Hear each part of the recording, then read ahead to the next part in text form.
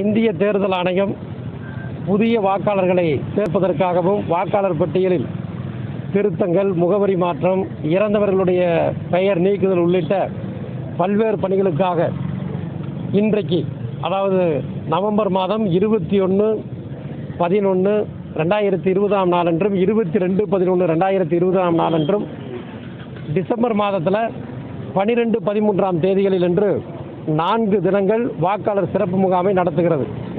இந்த வாக்காளர் சிறப்பு முகாமில் கோவை மாநகர் கிழக்கு மாவட்டத்தைச் சேர்ந்த திராவிட முன்னேற்ற கழகத்தைச் சேர்ந்தவர்கள் எழுச்சியோடு பங்கேற்று வருகின்றார்கள்.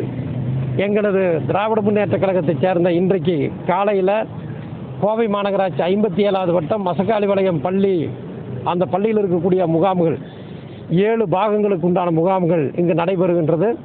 இந்த முகாமிற்காக வந்தேன்.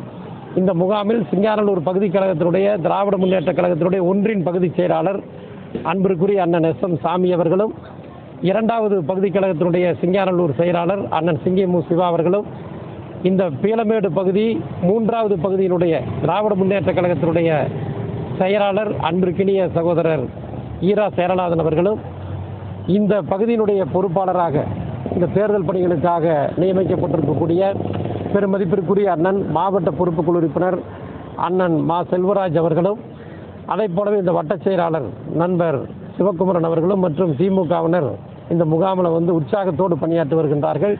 தேர்தல் களத்திலே திராவிட முன்னேற்ற கழகம் இந்த வாக்காளர்கள் சேர்க்கக்கூடிய பணிகளிலே ஆர்வத்தோடு ஈடுபட்டு வருகின்றார்கள்.